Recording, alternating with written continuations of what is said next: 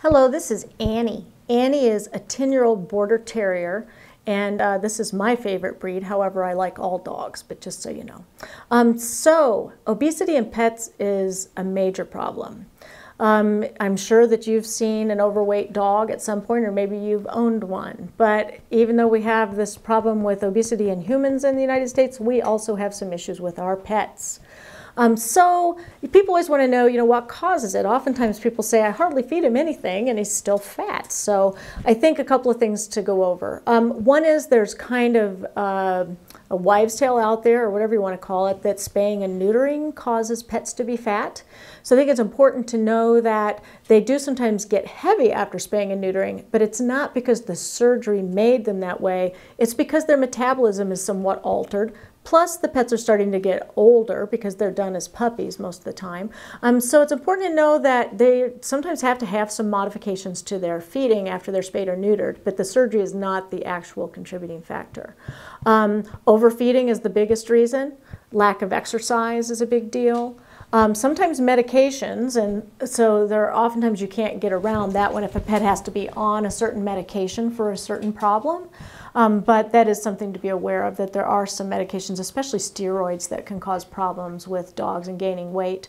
Cats get heavy too, so we'll also be covering that a little bit in kitties.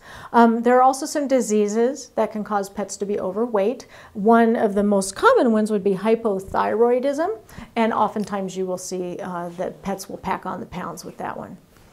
There are some ideal things that you want to look at to tell if your dog or cat is too heavy. And the good news is Annie is not too heavy, which is great. There was a point in her life when she was, and we were able to get that weight off of her, so I'm proud of us for that. So Annie, oftentimes if you look down on your pet, which this isn't a very good position for that, but you should be able to see that they have a waistline, that basically, they're wider at the shoulders, a little wider at the chest, and then narrower in this hind section. That's a good sign that you have a good body shape. You don't, however, want it to be so that they're too skinny. So if they've got that shape but you can really see their bones, then that is too skinny. A good way to be able to measure body condition in a pet is on a scale from 1 to 5, and we've got a chart here to show you. But bottom line is the ideal thing would be a 3, and I'm proud to say at this point that I think Annie's a 3. You should be able to, as you're patting down your animal's body, you should be able to feel the ribs without having to push real hard, but you shouldn't be able to see them or feel them immediately as you touch the pet. So that's just something important to know. So what do you do about it if your dog's heavy? First of all, don't feel bad. I mean, there's always something that you can do to improve the situation. So the best thing is to just move on from any feelings about, feeling guilty about your pet being heavy, and just then try to do something about it.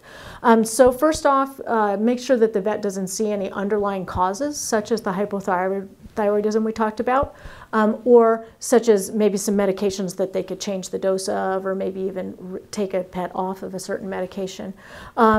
You want to make sure that you work with the veterinarian and their staff carefully so that you don't, if you're going to have your pet reduce weight, you don't want to do it too quickly. Really rapid weight loss can be dangerous, especially in cats, so be aware of that. Kitties that lose weight too fast can have some problems with their liver, so we certainly don't want that to happen. So it's important that it be gradual and steady, just like oftentimes we recommend with people. As you know, if you lose weight too fast and then sometimes you start eating the same stuff again, then you just put those pounds back on. So first off, get an initial weight so that you know what your starting point is. You can either use a scale at home, and most pets aren't going to sit on the scale, and most scales aren't very accurate when you get down to smaller weights. So I recommend that you just weigh yourself, then pick up your dog, weigh yourself and the dog or cat, and then of course subtract your weight from that to see what the pet weighs. It's important as you're trying to get the pet to reduce weight that you do that probably on a weekly basis, but at least monthly, okay? And it's hard to say what a healthy weight loss is, but you probably would want to just be seeing a change at each weight. And if it's only a pound or something, that's okay. Probably, if you can at all increase exercise, that's probably one of the big things that needs to be done. As you know, with us, we always have to change the way we eat, and we have to get more exercise. It's probably safe to say a decrease of about 25% in the amount of food would be a safe amount to cut down for a dog or a cat. Again, you don't want that weight loss to be too fast, so depending what they're eating, you might even start with something like 10 or 15% of the food and see if it makes any difference in that first week. If it doesn't make any difference, then you'll need to increase the amount that you cut back.